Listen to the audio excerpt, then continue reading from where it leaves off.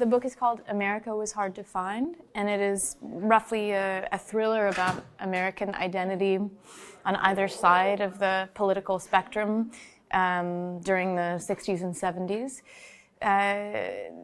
The framework for exploring that question is dissent around the Apollo program, the small but virulent contingent of Americans who believed that the Apollo program was a distraction from the atrocities of Vietnam. And that is explored through two main characters who meet sort of before they follow their very different paths into the rest of their lives, one of whom becomes an astronaut and one of whom becomes a radical domestic terrorist and anti-war organizer. The title America Was Hard to Find is a reference to a poem written by the priest Daniel Berrigan, who was imprisoned for burning draft cards with homemade napalm.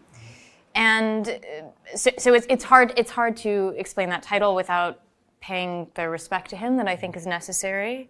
And I think what he was talking about, and he said this in the trial, when he was put on trial for burning those draft cards, people asked him about who the average American was, what was the American character. And he said, I don't want to talk about the average American.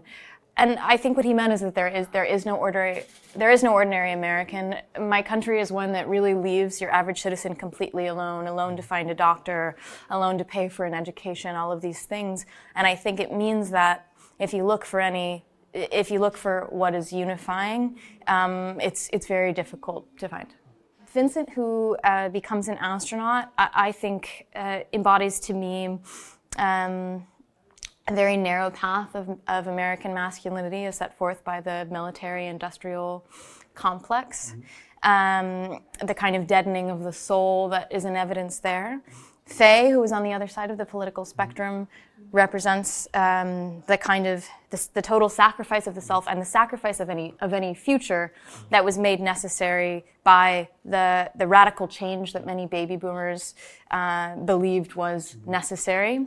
And their son is the product of them, which means that he is the sort of person who is afraid to really pursue any kind of identity or to commit to any code of ethics, given the path that it led each of his parents down. I don't think that American fiction is going in any particular direction. I think what's happening in every area of my country, in art and in politics, is the recognition of a country that has always been diverse, but finally now we're looking for a polyvocality that wasn't in evidence before. So I think people are writing less and less for the universal audience, right? In creative writing classrooms, we're often asked to imagine your reader and to be loyal to your reader. And I think that the writer is no longer feeling the pressure to imagine that one reader, because just as the average American does not exist in Daniel Berrigan's conception, the average reader does not exist in a country that treats its people the way that my country does.